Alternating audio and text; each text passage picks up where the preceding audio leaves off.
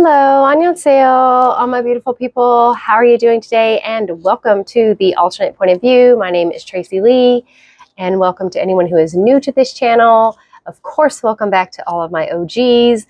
As you can see, I am still in Arizona. It is hot as fire out here, and I apologize if there's any noise, cars going by, or if the little doggies here bark, because they probably will.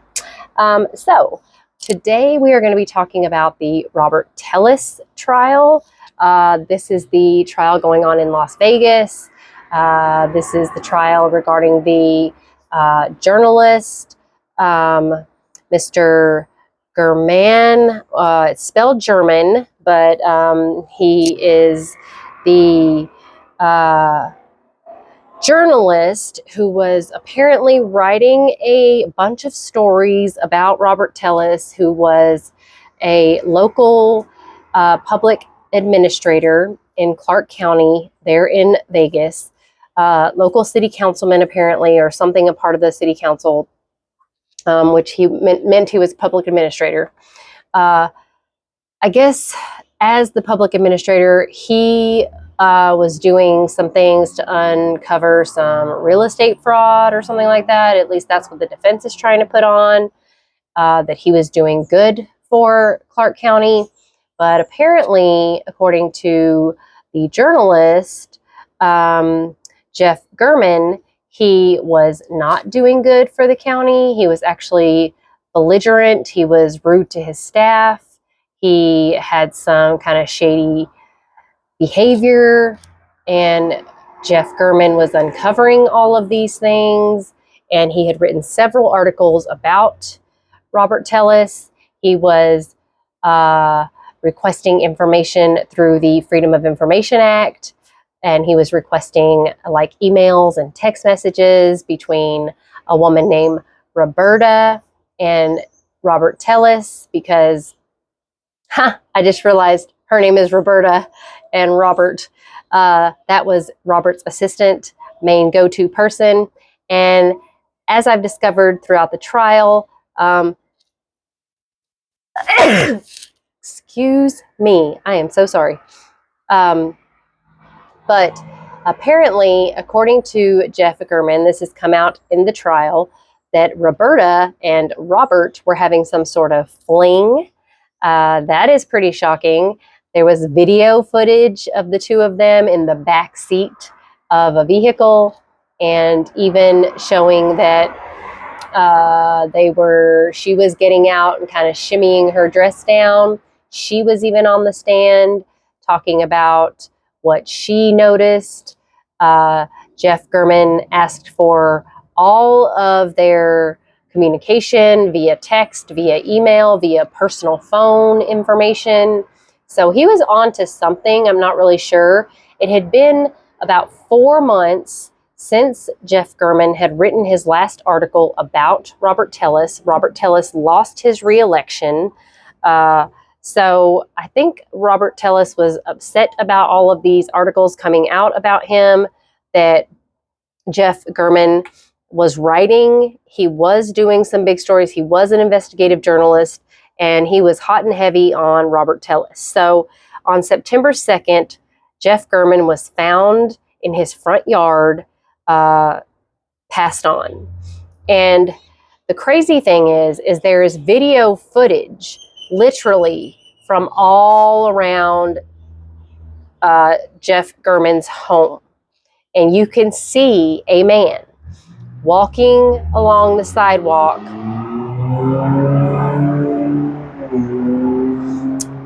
through the neighborhood of Jeff German. And you can see this person. He's wearing like a construction style shirt, orange and yellow or whatever, a big straw hat, jeans. He's carrying a duffel bag, and he goes to a maroonish looking color Tahoe. And you can see this person every step of the way. And on the neighbor's camera across that's facing Jeff German's home, you can even see the actual incident occur. You can see Jeff German go into his garage, come out of his garage, the garage door open. He walks out, walks around into his front yard, and you can see that the person dressed in the construction style outfit is waiting in Jeff German's front yard. And you can see the attack happen on camera. You can see Jeff German being attacked. And then you see this person come out from the front yard in the construction style, the shirt and the big straw hat. The strange thing, though, is there's no blood anywhere on this person. But remember, he had a duffel bag. So I'm not sure if he changed his clothes. Obviously, he must have had to be able to walk the streets, because what happened to Mr. German was that he was, screamed several times and left there for just, the Las Vegas heat to get him. Now, people noticed they hadn't seen Mr. German in several days. They were checking on him. One of his neighbors even went over and closed his garage door because it was open. They were concerned. But no one noticed that he was lying in his front yard. Now, mind you, there is like a concrete kind of wall and there's bushes, but no one ever went into that area to see if he was there. No one checked anything, but apparently at some point someone did a welfare check on Mr. German and they found him. And being out in the Vegas heat, he was out there for about 5 days, I guess, before anyone found him, and that the weather got to him and he was already decomposing. So it's a very sad situation. But apparently once the information got out, the video footage, the Tahoe, this Roberta woman started texting Mr. Tellis and was like, hey, you have a Tahoe that looks very similar. And he was like, not my Tahoe. And she was like, maybe you shouldn't drive your Tahoe to work. So it looked kind of like she was trying to kind of protect him, but at the same time, she was thinking, oh my God, you have a Tahoe that looks just like that.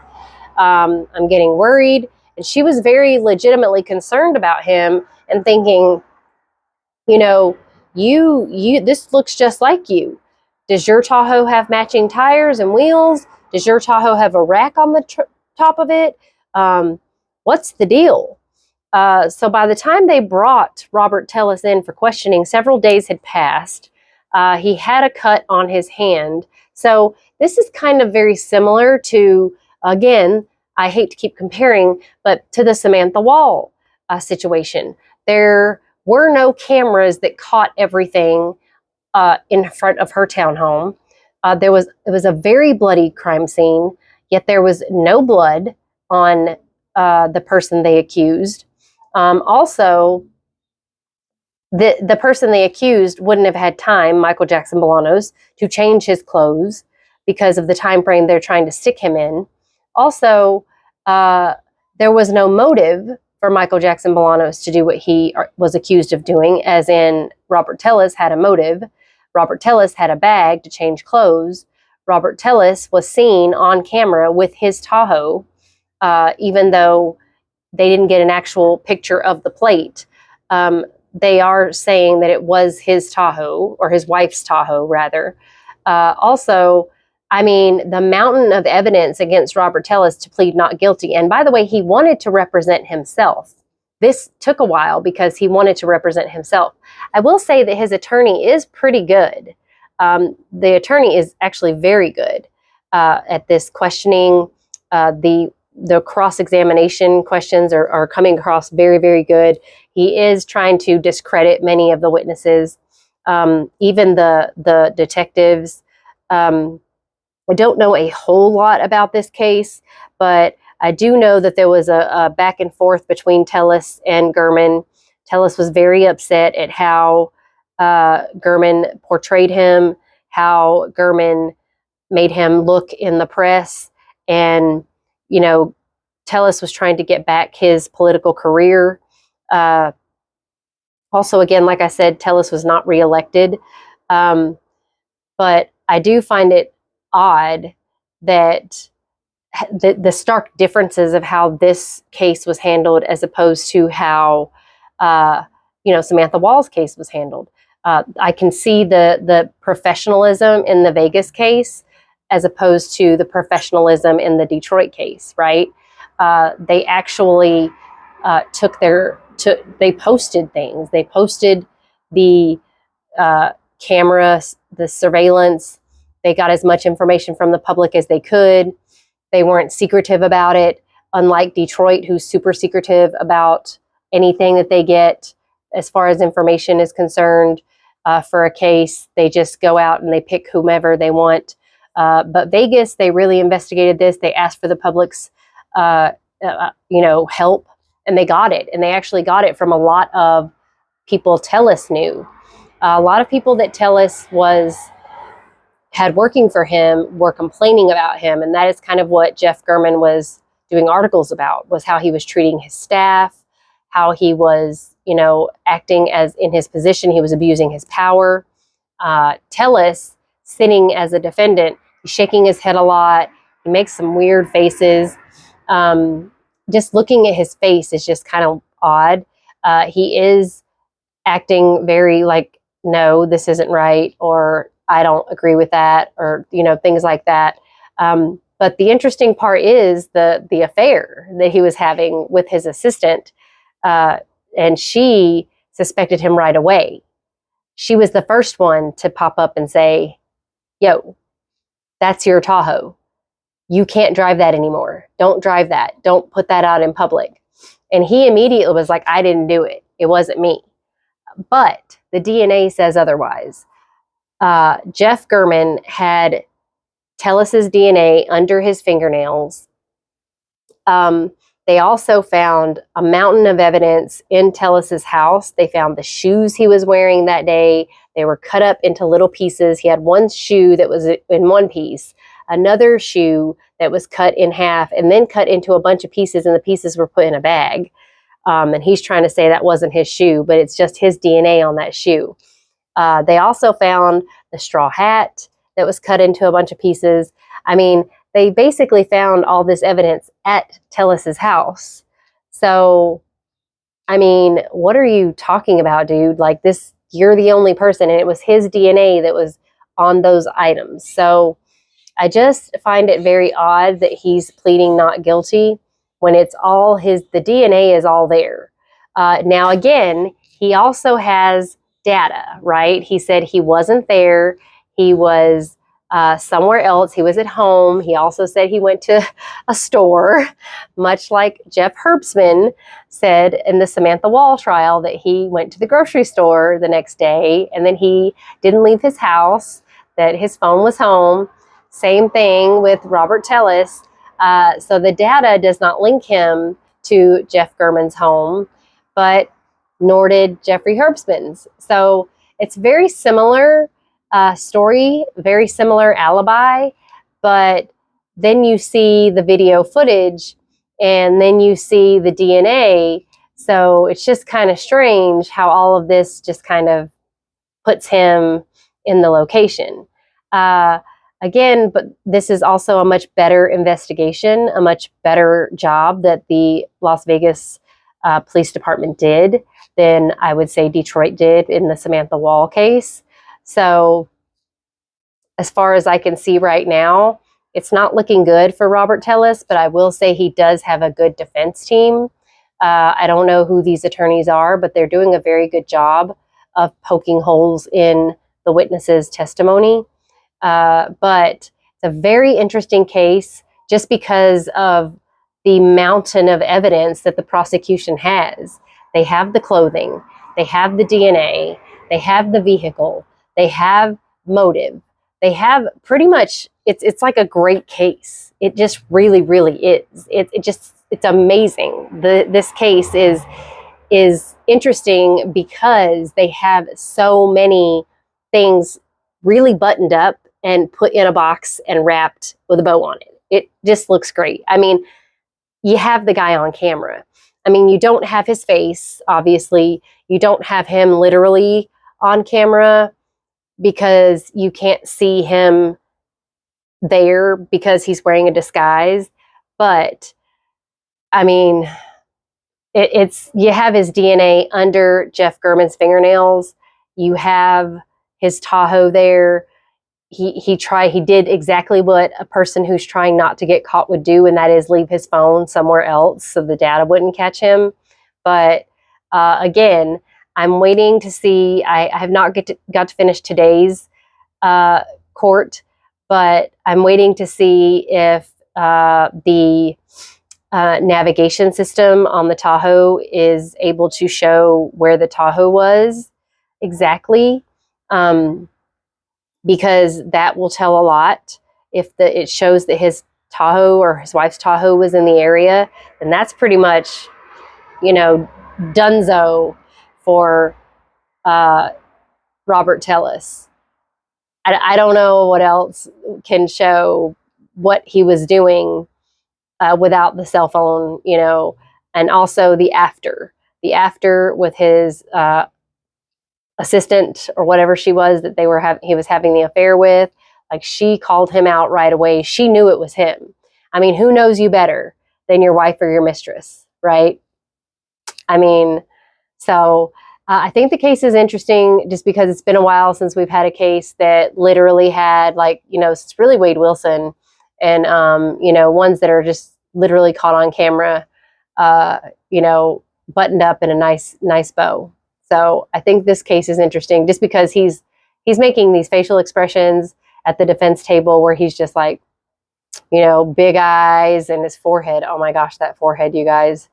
I don't even know if the forehead ends anywhere because he's bald headed. So, but I feel horrible for Jeff German because another case again that's very similar to Samantha Wall. He's a well-loved journalist, a big figure in the Vegas area, and it's just sad. And then you have a public figure, someone well-known in the area who's being accused and probably did this crime. So I think it's very, very similar.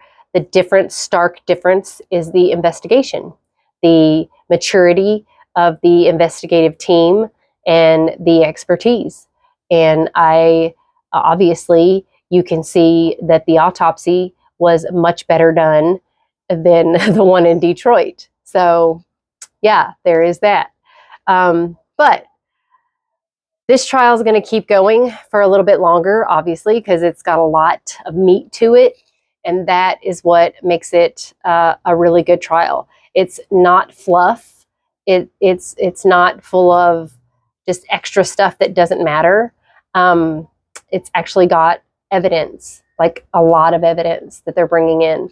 Not just a bunch of people getting up on the stand talking about stuff that doesn't matter. It's actually evidence. So I'm thoroughly enjoying this trial, even though I'm catching up on it every day. But there's a lot of stuff going on. I have not had time to catch up on the sentencing part of Sean Finnegan. So I absolutely have no idea what's going on with that. There's also a lot of other things going on in the crime world that I still have to catch up on, you guys. I feel like I am so far behind. And just to update you on Samantha Wall, Wayne County has requested until the 29th to give me my information that I've requested. So we'll see what happens. And also, if you get to the end of this video, I hope you all know Michael's doing well. He is in transition. He is not in Wayne County anymore. He is in another facility where he has to be quarantined before he goes to his permanent facility. So just to let you guys know that. He is doing fine, though. He is making it and doing the best he can. So, yeah, there is that. Yeah, have big lipstick on the side of my mouth. Wow. Anyway, so yeah, there is that. And I hope that you guys appreciate this very short, quick recap of Robert Tellis, because I'm still, again, trying to catch up on this trial. And today is more information. It's my sister coming out here, giving me a big goofy smile on her face. But yeah, short recap, because I, again, am trying to catch up on Robert Tellis. But I think it's a great case, great prosecution, great evidence. The defense, again, is also great, doing a great job of cross-examination. But you just can't deny the evidence that's there. So I'll let you guys know what happens. If you have anything to add, please put it in the comments, because like I said, this is kind of jigsawed together for me. But I love to hear your input on it if you've been watching it and keeping up with it. I know Brandy has. This was a trial that she wanted to cover. So please let me know in the comments what you guys have to add. I can't wait to hear it. So looking forward to hearing you guys. 감사합니다. Oh, and don't forget to like, subscribe, and share. I keep forgetting to say that in my videos, but like, subscribe, share, leave comments. Buy me a coffee, you guys. Go for it. 감사합니다.